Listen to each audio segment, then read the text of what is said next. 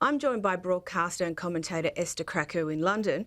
Esther, given the horrific situation in the Middle East, there really isn't anywhere else for us to start than with the royals' reaction to the events of the past week. Buckingham Palace said King Charles was, to quote, appalled by the barbaric acts. And Prince William, well, he made an excellent statement too, and it was very personal. He said, as Israel exercises its right of self-defence, all Israelis and Palestinians will continue to be stalked by grief, fear and anger in the time to come. Their Royal Highnesses hold all the victims, their families and their friends in their hearts and minds. Those the Prince of Wales met in 2018 overwhelmingly shared a common hope, that of a better future. In the midst of such terrible suffering, the Prince and Princess continue to share that hope without reservation. Esther, do you think they struck the right tone? Absolutely. And this is one of sort of the talents of the royal family on display. Look, King Charles, came out of the woodwork almost immediately following the horrific attacks by Hamas against Israeli citizens. And he made it very clear that Hamas were terrorists and they were terrorizing the Israeli public, but by extension, their own sort of citizens under their charge, Palestinians, who are equally victims of Hamas and their actions, given the fact that they knew that Israel would have to defend itself. And that's, very important. There's been a bit of a scandal here in the UK over the BBC's refusal to call Hamas terrorists, citing that it would breach their impartiality. But for the king to effectively, put that argument to the ground and say, actually, no, they are terrorists and they are terrorizing, both Israel and Palestine. I think he does set a precedent, and that's something that's really important with the royal family, because it's important for them to get the tone right and for them to understand where the public stands on these issues. Ironically, the BBC even refused to call them murderers, which would have been even more accurate, and I suppose would be less of a breach on their impartiality. But clearly, there is a different agenda here. With regard to Prince William, obviously his statement was also very, very moving. And he shares a lot of the sentiments that we all do. We all want to see peace. We all want to see, progress and that region becoming one of hope as opposed to despair. And unfortunately, it looks like we're a long way from that.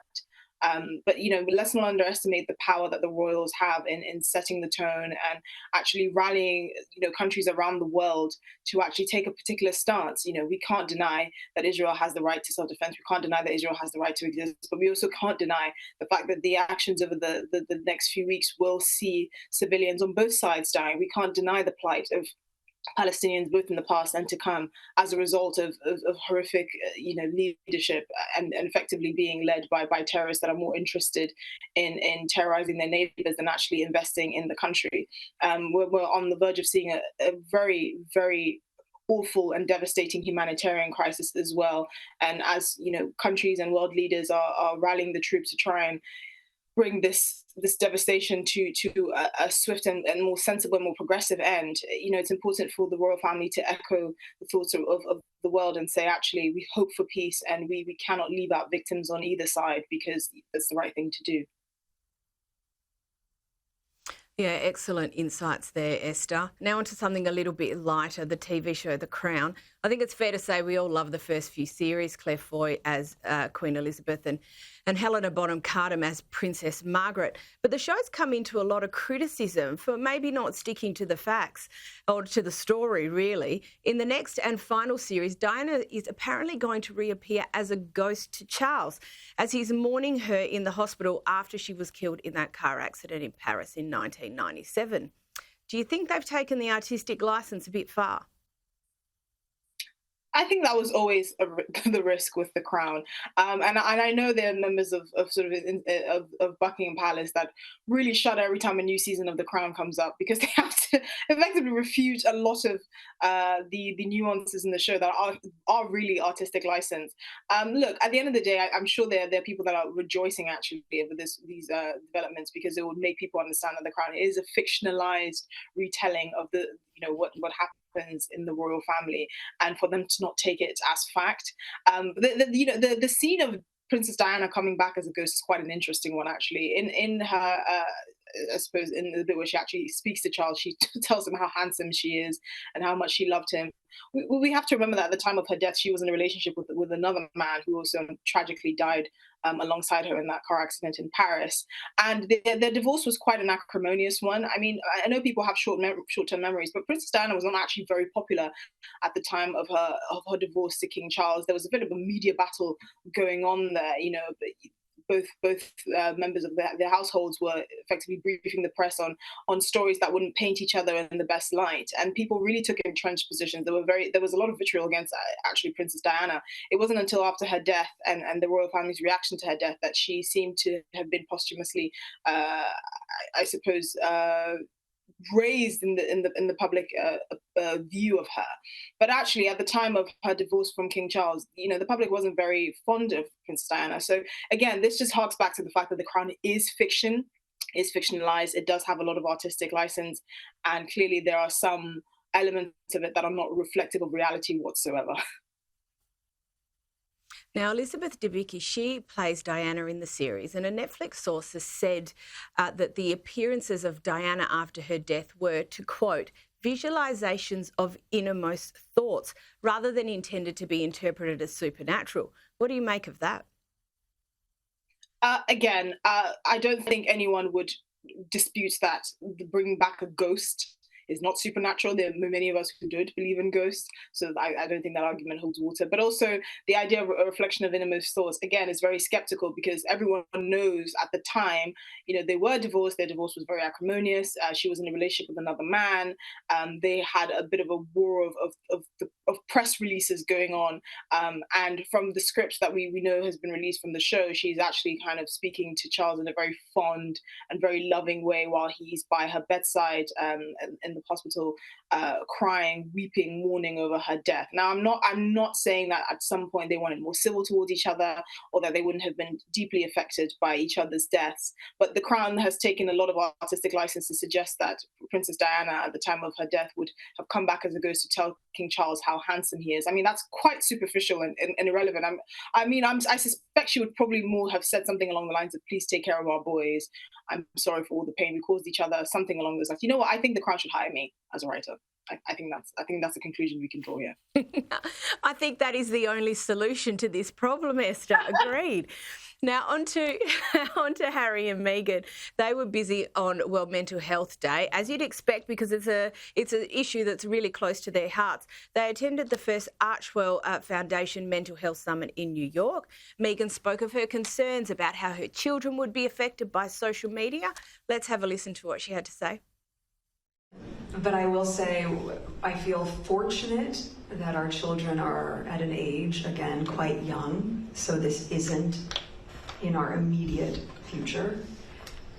But I also feel frightened by how it's continuing to change, and this will be in front of us. As they say, being a parent, the days are long, but the years are short.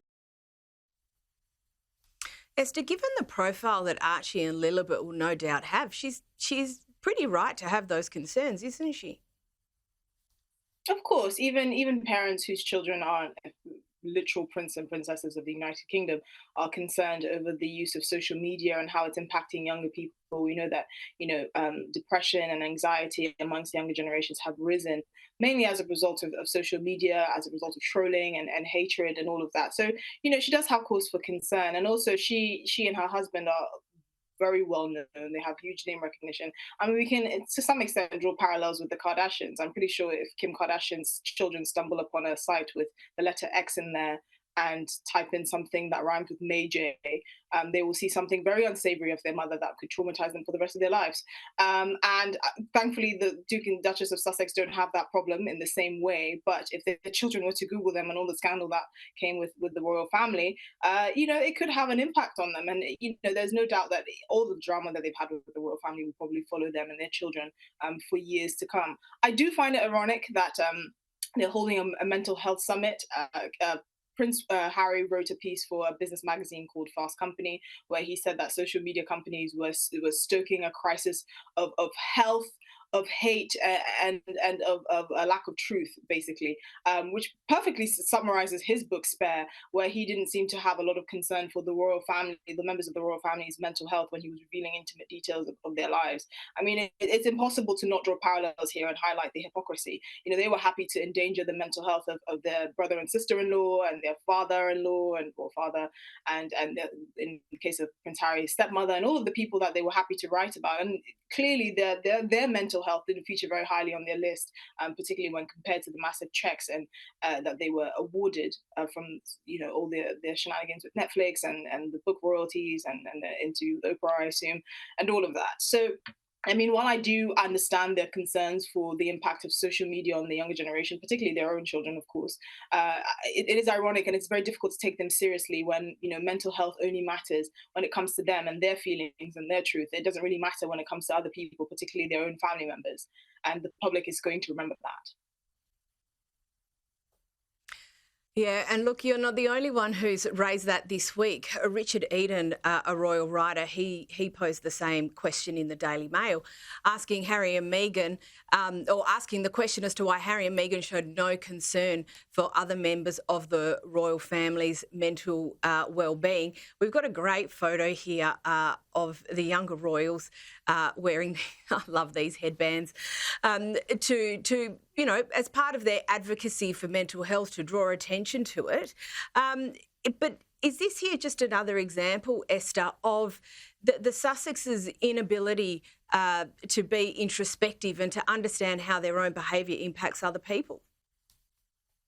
Absolutely, and it just shows a level of immaturity. I must point out that at the time that Prince Harry wrote and released Spare, his brother-in-law and his brother and sister-in-law were also parents. So in many ways, their experiences could have been reflected in each other. They were both parents to young children. They were both married. They both had responsibilities. To not have any regard for what the revelations in Spare would have on their lives, particularly while they're juggling, royal duties and a young family and being a good spouse to each other, I think actually just highlights how out of touch that they are. I also think it's ironic that Meghan and particularly Harry are always talking about mental health.